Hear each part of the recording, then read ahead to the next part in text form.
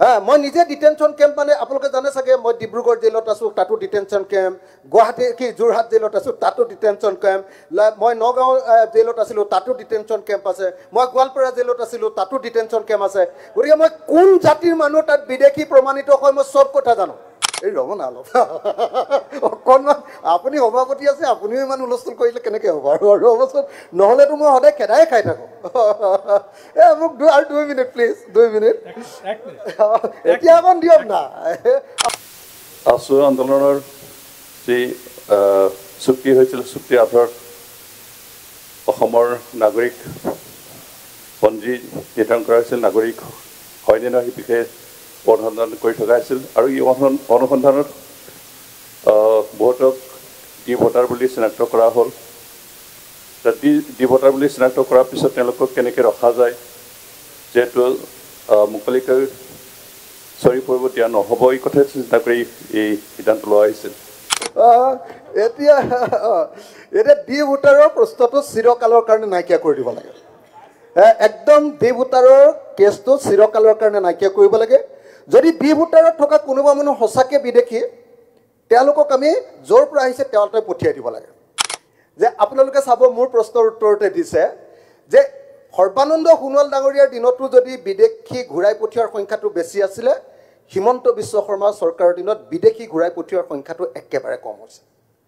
তৰুণ গগৈৰ দিনত তাতকৈ বহুত বেছি আছিলে ঘূৰাই পঠিওৱা যিবিলাক চিহ্নিত বিদেশী ইয়াত কি কাৰণে কৰিব পৰা নাই কাৰণ এইটোৰ আটাইতকৈ ডাঙৰ হেঙাৰটো হ'ল যে বাংলাদেশৰ লগত আমাৰ কোনো এক্সট্ৰাডিশ্যন ট্ৰিটি নাই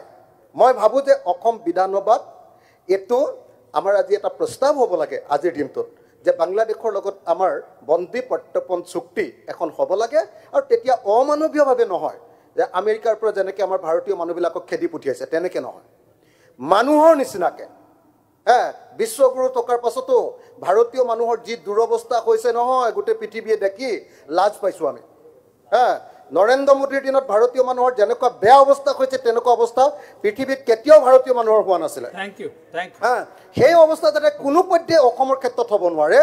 আমি মানুহ যদি বিদেশৰ পৰা আহিছে তেওঁলোকো মানুহ গতিকে মানুহ হিচাপে সন্মান সহকাৰে তেওঁলোকক ঘূৰাই পঠিয়াম কাৰণ আমাৰ ইয়াত জাগা দিবলৈ আমাৰ নিজৰ কাৰণে মাটি নাই আমি নিজে ককাই ভাইৰ মাজত কাজিয়া কৰি আছোঁ গতিকে আৰু লাষ্ট এতিয়া মই ডিটেনশ্যন কেম্পটো সম্পৰ্কে লাষ্ট কথাটো ক'ব খুজিছোঁ ডিটেনশ্যন কেম্পটো এতিয়া গোটেই পৃথিৱীৰ মানৱ অধিকাৰ কৰ্মীবিলাকে কৈছে যে এইটো এটা ভয়াৱহ বস্তু পৃথিৱীৰ কোনো গণতান্ত্ৰিক দেশত ডিটেনশ্যন কেম্প থকা উচিত নহয়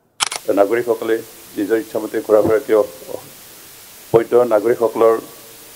সা সুবিধাৰ পৰা বঞ্চিত কৰিব নাই তাৰ কাৰণে ডিটেনশ্যন কেম্প ৰখা উচিত আৰু এই কথা চিন্তা কৰি অসমত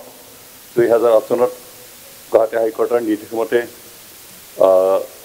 আমাৰ ডিটেনশ্যন কেম্প স্থাপন কৰা হ'ল আৰু সেই সময়ত যিহেতু